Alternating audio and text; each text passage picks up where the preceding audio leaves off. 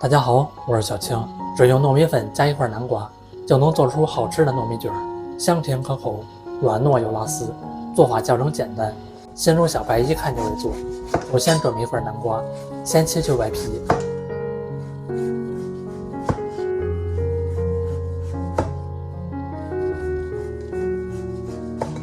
再切成薄片。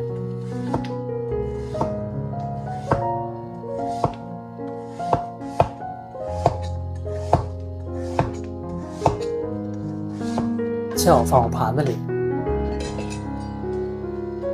放入蒸锅大火蒸10分钟。大碗里倒入200克糯米粉，加10克白糖，再倒入180克常温水，来搅拌一下。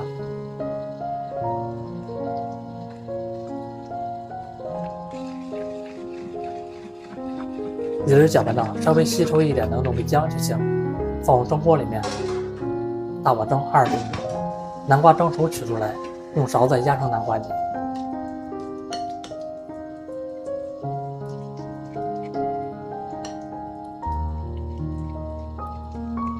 糯米团也蒸好了，用刮板刮一下。接着再加入一点食用油，再戴上一双手套来抓一下。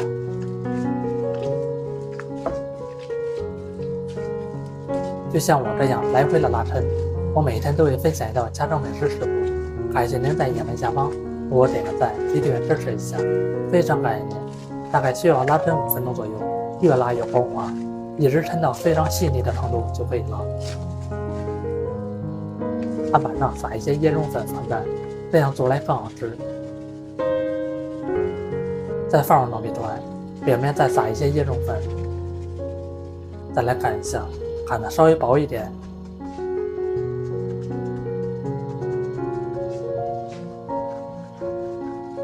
一直擀成一张长方形的薄片。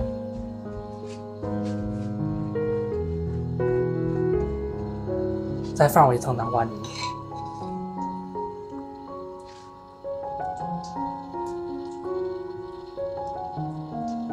不用太厚，只需要薄薄的一层就行。再从一头卷起来，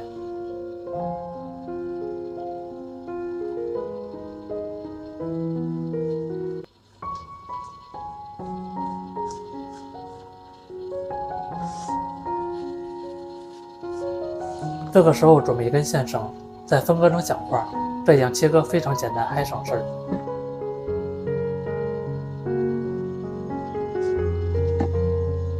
再码放到盘子里面。